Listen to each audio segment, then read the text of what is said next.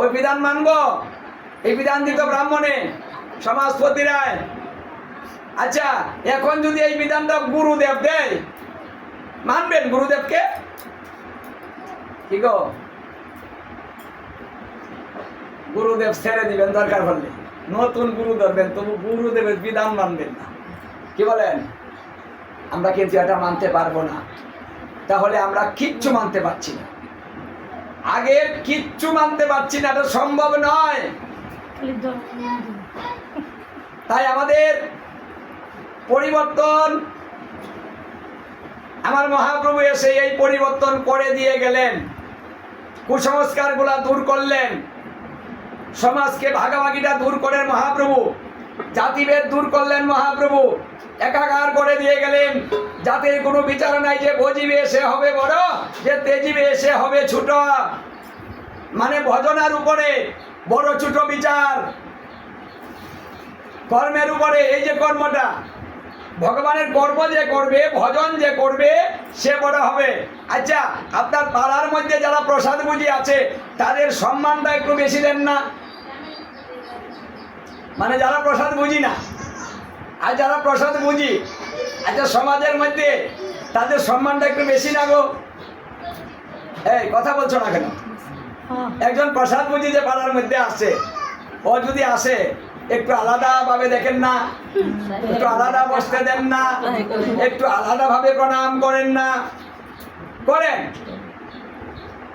যে কোনো জাতের বৈষ্ণব আসুক, আসলে পরে কি ওকে জিগান, এই তুমি কোন জাতের বৈষ্ণব গো, তারপরে প্রণাম করবেন? নাকি বৈষ্ণব দেখার সঙ্গে সঙ্গে প্রণাম করবেন? কোনটা করবেন? মানে দেখার সঙ্গে সঙ্গে করবেন। তাহলে এই যে মহাপ্রভু বলেছে যে ভজিবে সে হবে বড়, যে তেজিবে সে হবে ছোট। যারা ভজন করে না তারাই তো ছোট, আর যারা ভজন করে তারাই তো বড়। ওদেরকে দেখলে হরে কৃষ্ণ একটু প্রণাম করি, দাঁড়ান। হ্যাঁ, মানে দেখলেই মন চায় একটু প্রণাম করি, বা একটু হরে কৃষ্ণটা বলি। হ্যাঁ, একটু আমাদের বাড়ি যাবেন, পদধূলি দিবেন। কি গো, কাকে বলেন কথাগুলা? বৈষ্ণবকে বলেন, তাই না গো?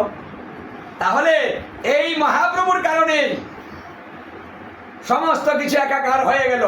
সবাই বড় হবে, ভজ সবাই, ভজনা করো সবাই, কেউ ত্যায্য করো না।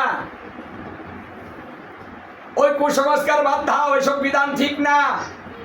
এগুলা গাঁওজুড়ির বিধান ছিল, গোড়ামি ছিল, গোড়ামি মানে গায়ের জোরে গোড়ামি করত। ওগুলা শাস্ত্রীয় বিধান ছিল না। গুরুগড় ছাড়লে তো 14 গোষ্ঠী নরকে যাবে। আরে ভয়, এই ভয়গুলা গুরুদেবরা দেখাতো, তাই না গো? এই ঘর ছাড়বি না, সাবধান। এখনো দেখেন, গুরু যদি করে ব্যবসায় গমন, তবু শিষ্যের কাছে পতিত ভাবন, সাবধান, কিচ্ছু বলবি না। কি ভয়, বাপরে বাপ। আর আমরা কি করি, নরকের কথা শুনে একেবারে ভয় পেয়ে যাই। মাগো আমি নরকে যাব না, না না না না, আমি তাহলে ছাড়বো না, নরকে যাব না। বিচার করে দেখেছেন যে কত কিছু করছেন, কত কিছুর কারণে নরকে যেতে পারেন। আমরা প্রতিদিন কত অপরাধ করি, কটা জানেন? জেনে না জেনে। আমরা জেনেও করছি, আবার না জেনেও করছি, যেটা আমি কল্পনাই করতে পারি না। অপরাধ হয়ে গেল। তাহলে নরক থেকে বাঁচবেন কি করে? কোনোভাবে নয়। নরক থেকে বাঁচতে হলে ভজন করিতে হবে, মহাপ্রভুর যে শিক্ষা, সেই শিক্ষায় আসতে হবে, হরিনাম আশ্রয় করিতে হবে, সদ্গুরুর কাছে যেতে হবে, এবং দীক্ষা নিয়ে সেই তত্ত্ব জেনে সন্ধানী করে যেতে হবে। মানে কিছু করতে হবে আপনাকে যদি বাঁচতে চান। তাই কুসংস্কার বাদ দিয়ে শাস্ত্রীয়ভাবে যেভাবে আমাদের চলতে বলেছে সেইভাবে চলবে, দেখবেন মনের পরিবর্তন হবে, সংসারের পরিবর্তন হবে, মনে একটা জোর আসবে, শক্তি আসবে। সংসারটা অসহায় হবে না, চুর হবে শরীরে। হরিদাস 3 লক্ষ মালা নিত, খাওয়ার সময় পেত না, প্রসাদও পেতে পারত না। কারণ যত সময় প্রসাদ দিবে অত সময় তারও কটা মালা হয়ে যাবে, নিত না। মহাপ্রভু যখন হরিদাসকে দেখতে গিয়েছিলেন, বলেছিল, হরিদাস, তোমার দেহের যে অবস্থা, জীর্ণ দেহ, এই দেহে তুমি এখনো ভজন করো, বাদ দাও না এখন? না না প্রভু, আমার দেহে যথেষ্ট শক্তি আছে। মানে মনের যে শক্তি, মানে সেই শক্তিতে বলছে আমার যথেষ্ট শক্তি আছে, আমি দুর্বল নই তো। জীর্ণ হয়ে গিয়েছে, চলতে পারে না, সে বলছে আমার শক্তি আছে। যখন একেবারে অবশ হয়ে যাবে, কিছু করতে পারবো না, তখন তো একাই বন্ধ হয়ে যাবে, তাই না গো? আচ্ছা, ইচ্ছা করলে কি করতে পারবো? তখন একাই তো বন্ধ হয়ে যাবে। যদি এই হরিনাম করিতে করিতে আমার দেহ থেকে প্রাণবায়ুটা বেরিয়ে যায়, তাহলে মনুষ্য জনম সার্থক।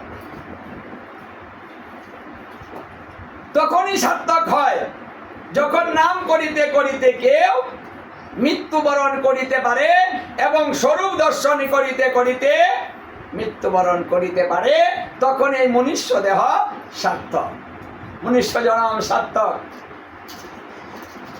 এই জন্য হরিদাস কখন মারা যাবেন ঠিক নেই তো, নাম ছাড়তেন না। নামটা ছেড়ে দিলাম যদি আমি মারা যাই।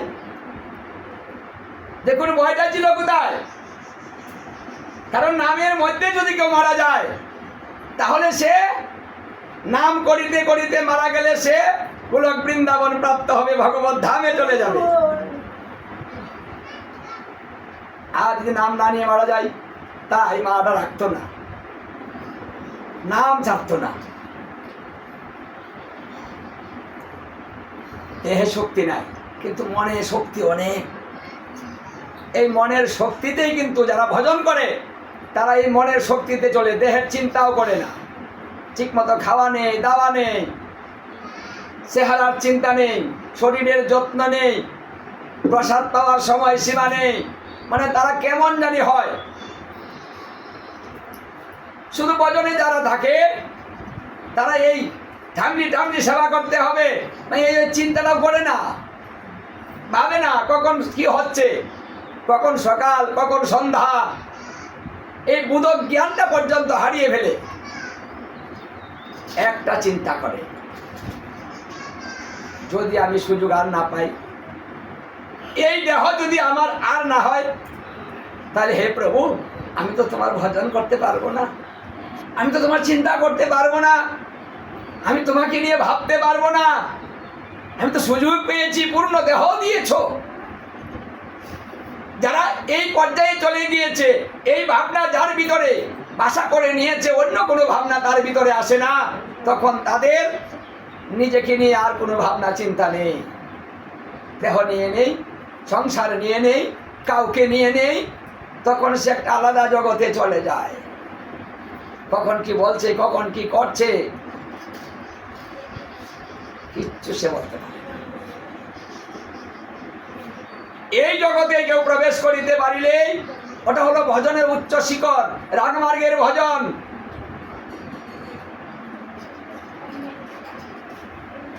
সদা সর্বদা তাকে মনে করা, ভাবা, এটাই হলো রাগের ভজন।